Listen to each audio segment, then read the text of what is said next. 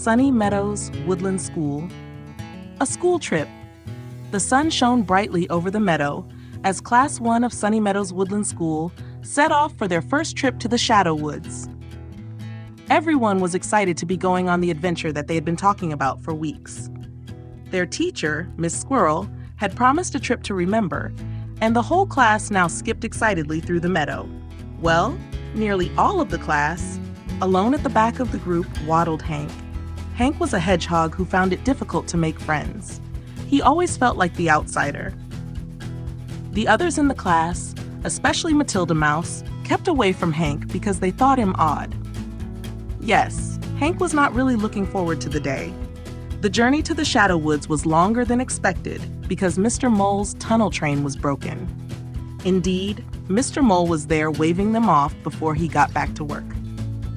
This just made Miss Squirrel happier, though, as she could talk to the children about all the wonderful flowers that filled Sunny Meadow. There was color everywhere. It looked as if a rainbow had crashed into the field. However, at the edge of the meadow, not everyone was looking at the flowers.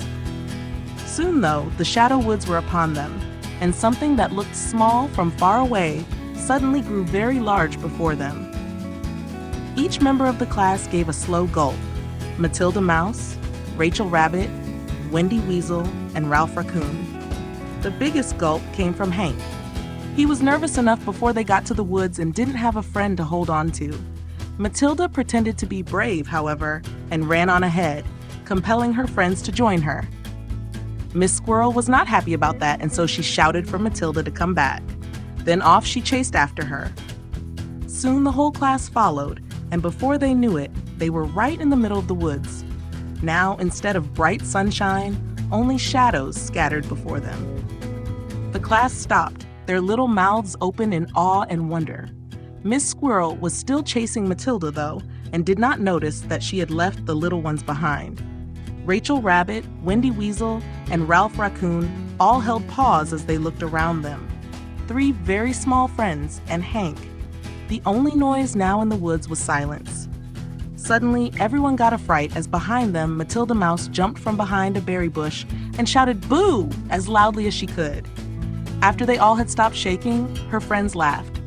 All except Hank. "Silly Hank," said Matilda. "You are just no fun." However, before Hank could reply, another noise made everyone turn around. This time, though, there was no "boo" of surprise and no laughter afterward, because there before the class was a very large and very hungry snake. His magical eyes twinkling with delight as his tongue spiked forward.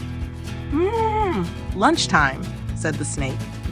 It was at this point that the class realized that Miss Squirrel had not returned from chasing Matilda.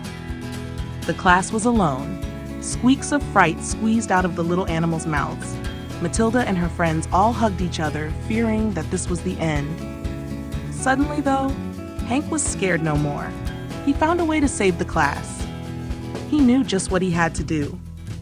"Quick, everyone, down this hole," he shouted as he pointed to a hole under a hanging chestnut tree. The animals stared at him and then jumped down the hole.